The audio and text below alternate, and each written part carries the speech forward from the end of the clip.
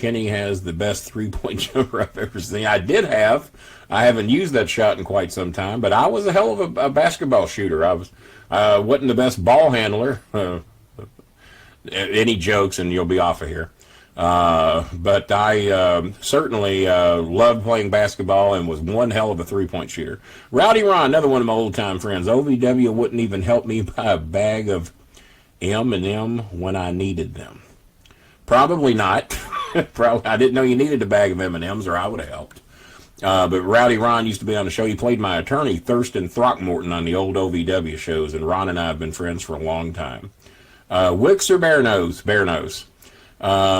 Chris Benoit. I love Chris Benoit. He was good to me. He was good to my family. He was good to the fans.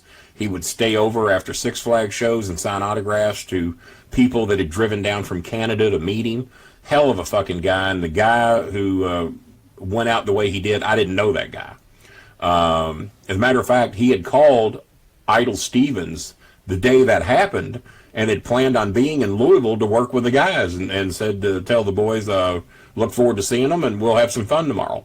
That was hours before the crime was committed. So something happened between 1 o'clock and the time this shit went down with Benoit.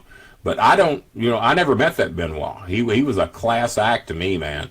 And I can't tell you how highly I thought of Chris Benoit. One of my favorite people I ever met. And I can only comment on the guy I knew. I did not know this other situation. Chris Jericho thoughts. Love Chris Jericho. He donated $3,000 to Rico when other assholes wouldn't step up. When no one else, to my knowledge, in the WWE stepped up. We raised that 10 grand with Chris Jericho, the Cauliflower Alley Club, myself, and countless others chipping in a little here and there, and many of my fans chipped in. Many people that didn't even know Rico, people that had never met him, people in Australia that had never met him sent big money. A talk show host in Louisiana sent me $300 for Rico. But Jericho was the only big name that stepped up. Idol should be still on WWE. Idol had a hell of a run on WWE, better than, in my opinion, than he had in TNA, and I agree with you. Idol should still be on WWE. He was one of the most entertaining people they had. Don't ask me what happened, because I can't figure it out. Kenny is the best manager ever. If you mean Kenny Bolin, I agree with you. As a matter of fact, I've even want to debate Jimmy on why I was a better manager than he was. And I've got a long list of reasons why, and he knows that they make sense. I don't know that he'll ever agree to that debate. But I have stated it on other shows, and I'll do it again on an upcoming Bowling Alley soon. Was Batista as big of a dick as Corny makes him out to be? Yes. He and I didn't get along either. He thought that I was hitting on his wife because I said she was cute and that I'd rather her go to the Cincinnati Reds game with us than him. It was in a joking manner, but Batista wasn't known much for jokes and made a big fucking issue out of it. And I said, Batista, you'll never have to worry about that again. And I never spoke another word to that motherfucker until I hit him in the back of the head with a briefcase. And trust me, I put every ounce of what I had into that because I knew it was going to be the only shot I ever got. Gabrielle, we heard you're sleeping with an old girl named Misty. Is that true? Yes, it is true. I've been sleeping with a girl named Misty, a.k.a. Moo Cow. She's 17 years old, my loving Labrador, and I was sleeping with her just last night. Sorry, Lena, but Kenny was sleeping with Misty, a.k.a. Moo Cow. So, yeah, Gabrielle, my ex-wife there, guys, Gabrielle Nadinger. Is that a weird name? Wasn't Gabrielle? I'm surprised you didn't stay with Bolin, Gabrielle. But no, Misty is my sweet love of my life, just like Lena Bear. I love my Misty, and she's asleep in the living room under her favorite blankets right now, and she's still doing pretty good for 17. Her vision is fucked, but she's doing good. Who was worse, Batista or Brock? Got to give the edge to Brock because he could do a lot more damage. And supposedly Brock and I are fine now. Danny Davis loves him. He goes to see Danny from time to time. And Danny loves Brock, and he said Brock said to tell me hello last time he was here. So, okay. The show froze on my computer. Did not hear if you talked about threes. Yes, I was one. As a matter of fact, at one time I hit, at Trevecca University, I hit 88 out of 100 threes for the Trevecca University coach who wanted me to teach his team how to shoot three-pointers. I was a three-point and shooting motherfucker until I got even fatter. I did that at 275 pounds. The New Era podcast. Love that show. Travis Sloan from New Era. Loved doing their show. Had a great time with them. I was a part of their 24-hour extravaganza. I think I did 5 of the 24 hours just to be a dick. Shane McMahon thoughts. My son loves him. I think he's... The sad thing is he's probably one of the best workers they got. And it's unbelievable that the owner's son is one of the top 5 working, and probably even higher than that in the company. I like Shane personally. Miss Roddy Piper, did you ever meet him? Yes, I did. Cornette loved him. Jimmy introduced me to him at a couple of shows. He did a Louisville Garden show, and I liked Piper. He had his issues, but he was good to me.